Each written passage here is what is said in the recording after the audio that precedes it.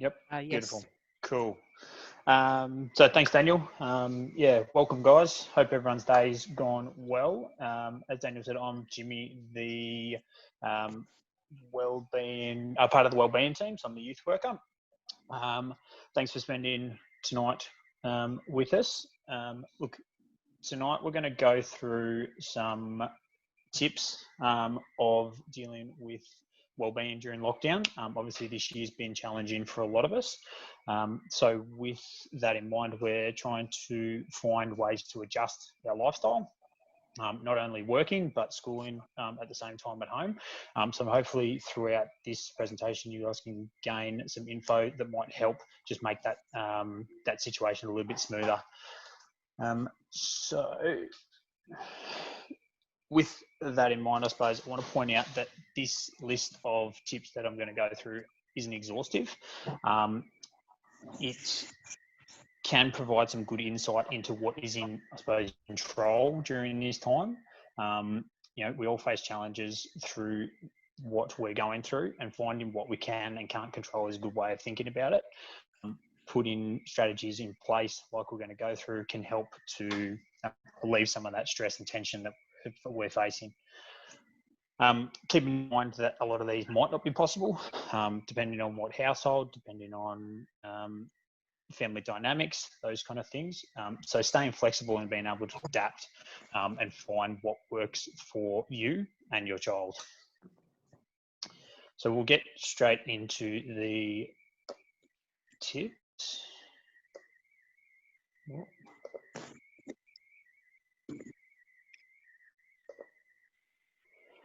So the first ones are going to relate to the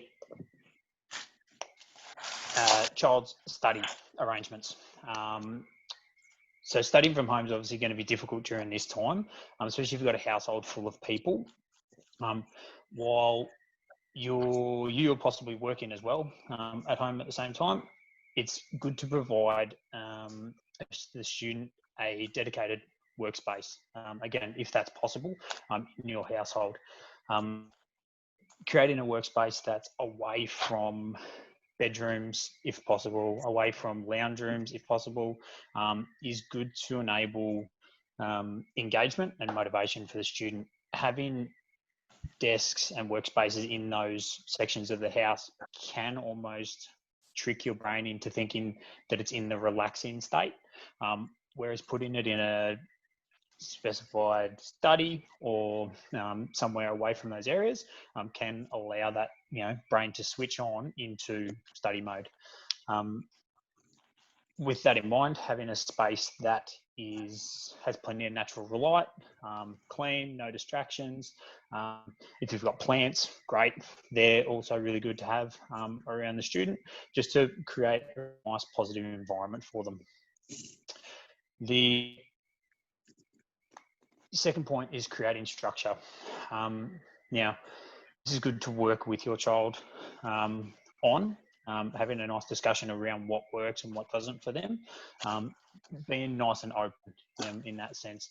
So remembering that, I suppose, when we are creating these routines and structures, it doesn't have to be like a school day.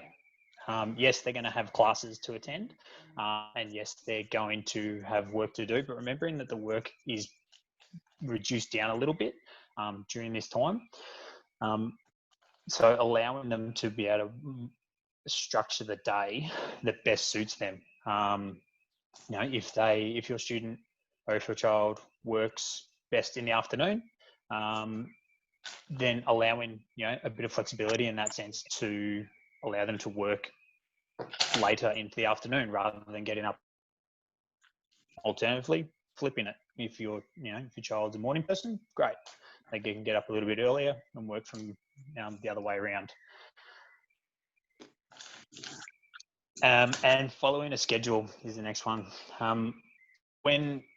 If you're finding it hard to engage and keep the motivation in the house, breaking down the day into usual periods. So it doesn't have to be obviously when those periods would, but into 45-minute blocks is a good way to go about it. And this really works for not only students, but also work day.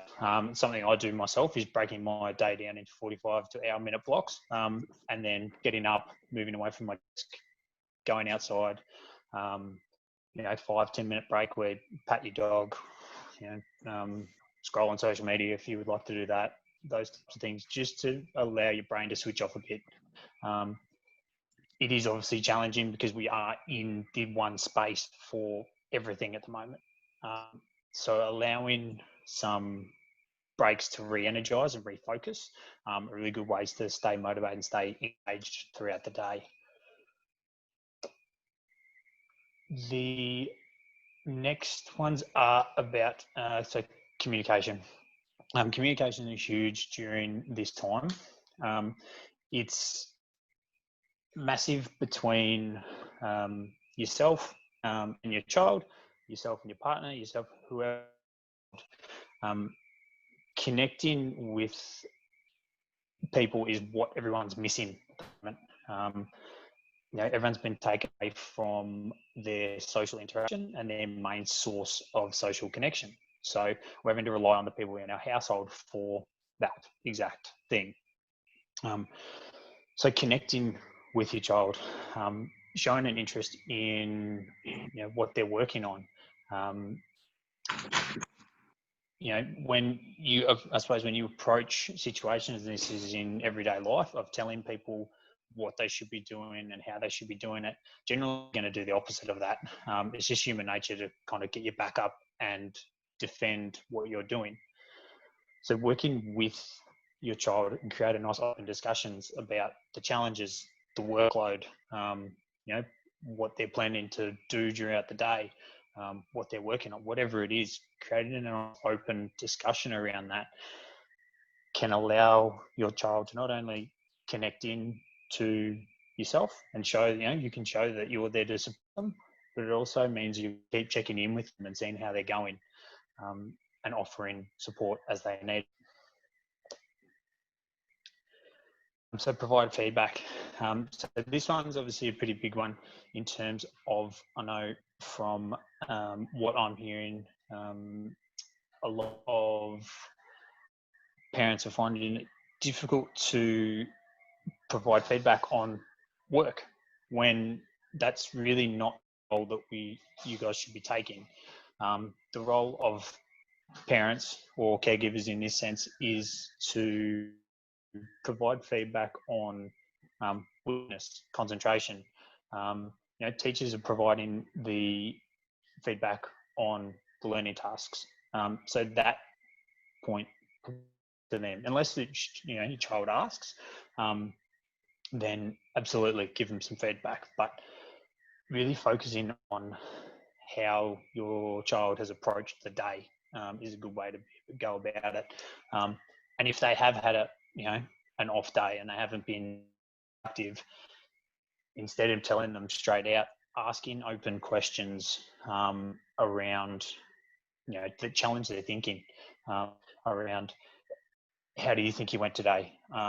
If you did this in class, how would your teacher respond? How do you feel this level of work compared to the rest of the week? Those kind of questions that really challenge your child in having them to think about and reflect on what's done throughout the day. Encourage connection. As I said at the start of this one, our social connection has been fully taken away from us. The students' main source of social connection is being at school. They're spending majority of their time with their mates at school. So really encourage that they reach out to friends, like whoever it is in their life, that allows them to really connect and find that connection that they're missing. It might be that during their 5-10 minute break of, between changing stuff, it is that they give a friend a call, a FaceTime or a chat, to really get that social connection in.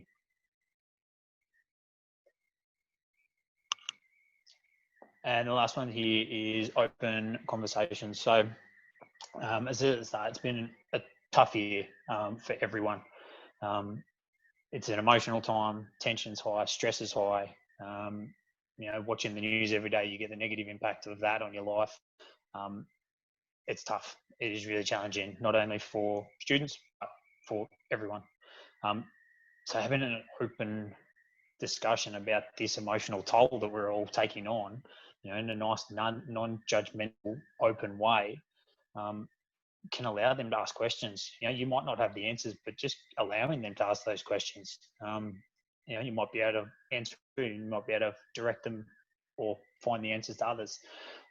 Helps to build that really strong relationship, and enables your child to understand that they're not alone going through all this. Like, we're all going through it.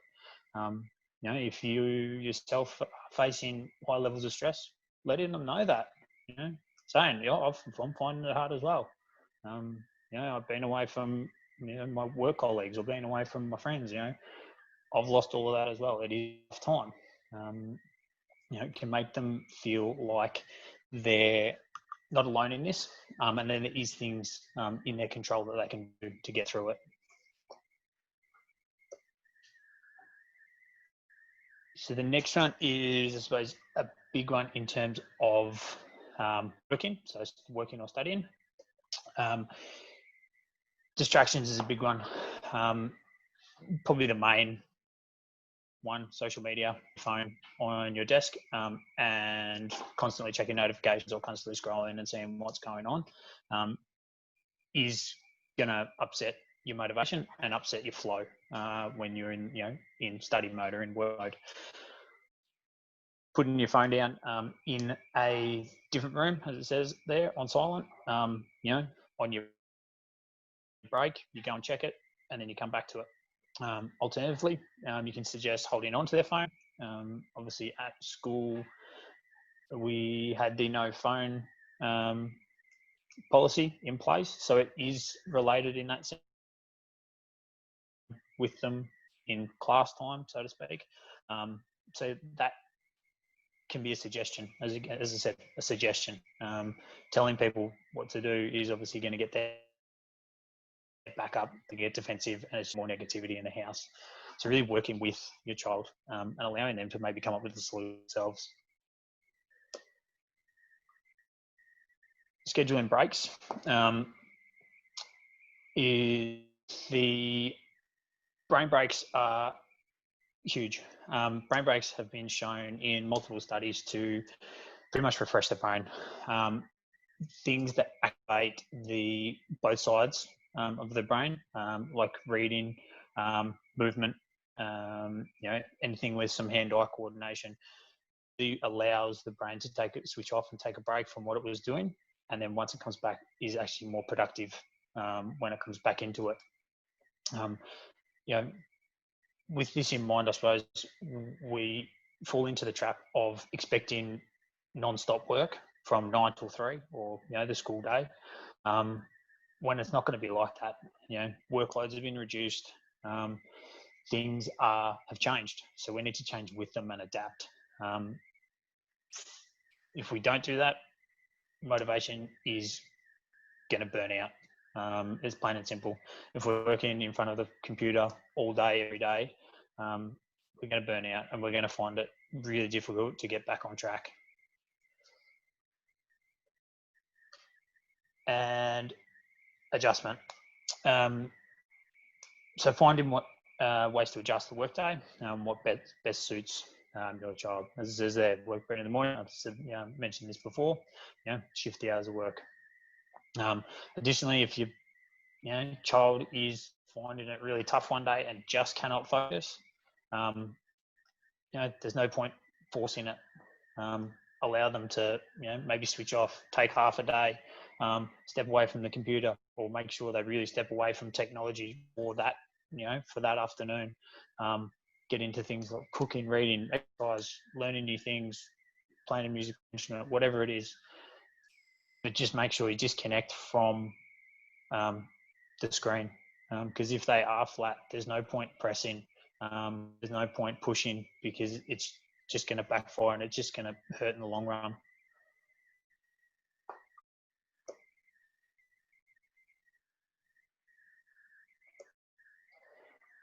So not falling into bad habits, which is tough.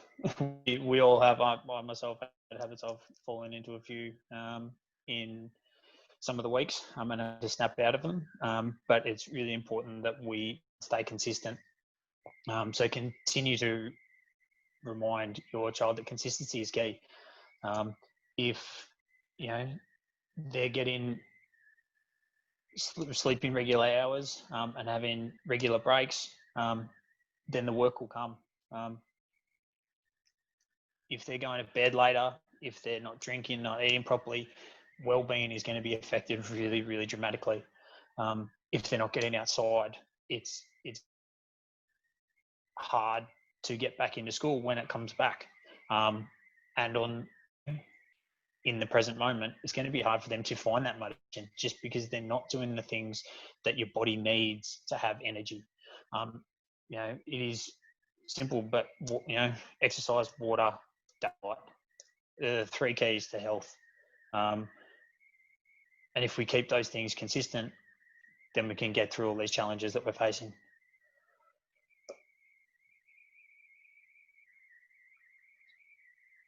It's not being hard on yourself.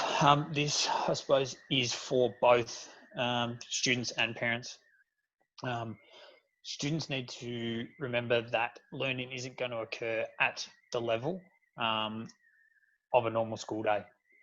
On the parent side of things or caregiver side of things, I've heard a lot of people discuss feeling guilty, not getting the work in or not being able to respond to all the teachers' comments or whatever it is. Remembering that learning is reduced during this time and your role is of a teacher's aide almost. It's working alongside the child to find the solutions to what they need to, not telling them what to do and not babying them through it almost. They have to be able to work through this themselves, as well as have you there for support.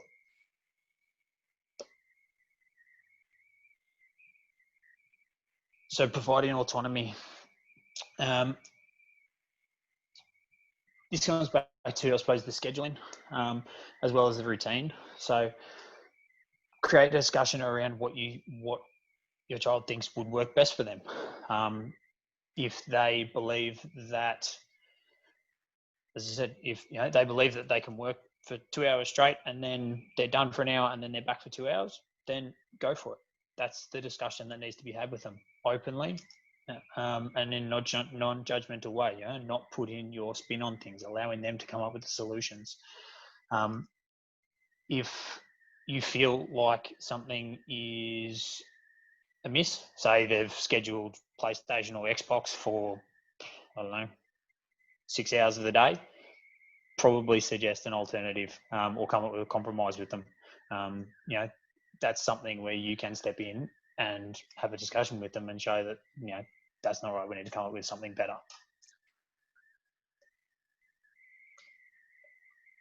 And modeling behaviours. So this one is directly, obviously, for the for parents, teachers, caregivers, whoever is out there.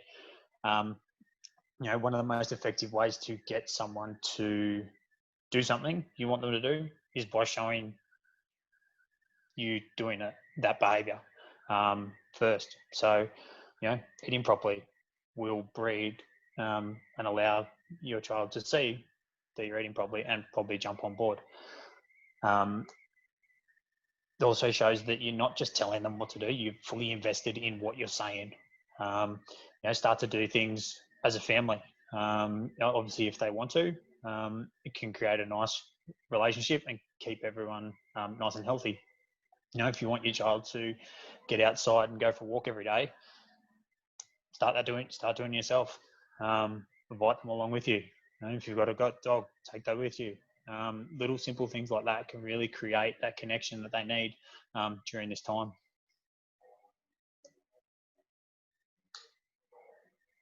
And the final area that we're going to touch on is staying healthy during this time. as I said, it has been challenging for us all, and I myself have fallen into some traps and bad habits during this time. But really maintaining a high degree of self-care is really important.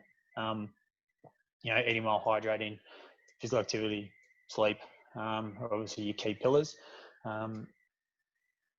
It's as we're told on planes, you first must put your own oxygen mask on before you put someone else's on. So if you're not healthy and dealing with challenges yourself, you're not going to be able to help anyone else.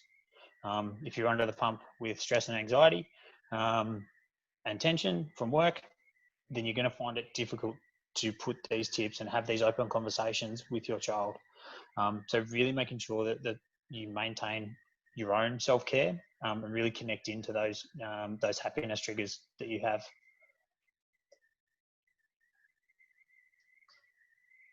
On happiness triggers, focusing on the positive during this time. Obviously, we are surrounded by negativity. It's constant on the news. I don't know about yourself, but I have stopped watching the news 3 times a day. I now watch it at night, just because when I was watching it in the morning over my morning coffee, it nearly ruined my day. Hearing about everything that's going wrong in the world, I didn't need that negativity coming into a work day. So focusing on the positives, for students and for parents, teachers, it's an ability to be able to spend more time with family, being able to sleep in, being able to slow down, not I've got there not having to wear a school uniform. I know students hate that. Not having to get dressed up in in a suit if you have to do that every day. Those kind of things, nice little perks that you can think of. And a good way to breed positivity is through gratitude. At the end, this is something I and my partner do myself. My partner hates me doing it, but I'm trying to make her do it as much as I can. Is at the end of each day having a discussion about 3 to 5 things that through that day that you're grateful for. Really helps to create that positive environment. Coffee has been on my gratitude list nearly every week for this whole lockdown, but that's okay. I'm grateful for having coffee in the house.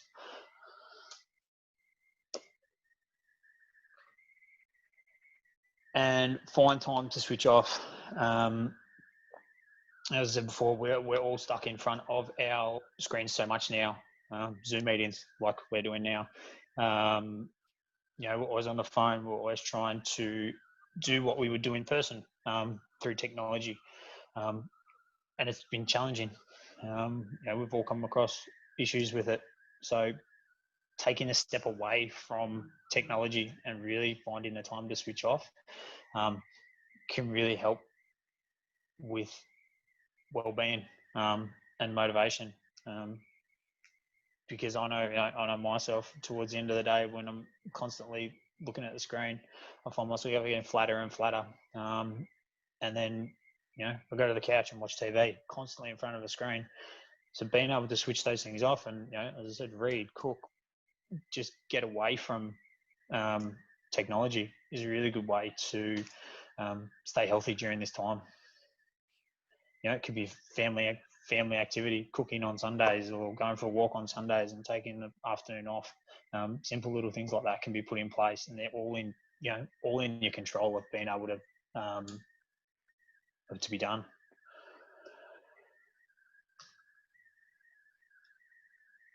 So that's all of the tips.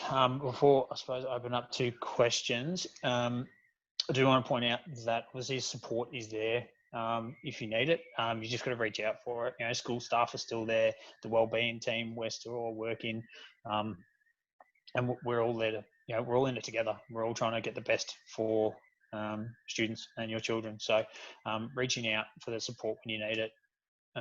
If you are working from home during this time, I know it's definitely challenging with a full household, but really take that time of when your child is learning to, get the work you need to do yourself. The same thing. If you need to adjust your work day, talk to your boss, find ways to really adapt to everything we're dealing with. And I've got down there, when your child's working, if you can, find some time to relax, sit back, go outside, have a coffee on the front porch or on the step or whatever. and really take that time and enjoy it. If things are,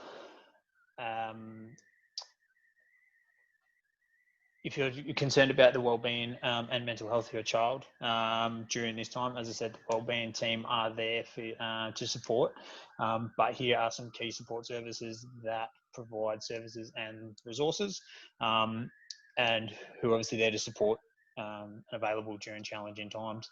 I will point out that the one down the bottom, We Love You, is where I spend my rest of my week. So half my week at KDC and half my week at Love Me Love You.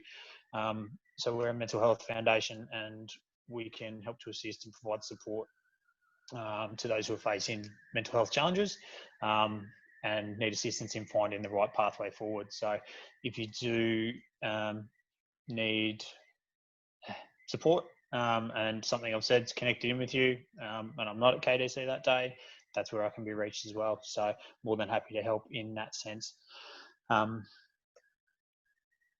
And that's all of my content. So any questions?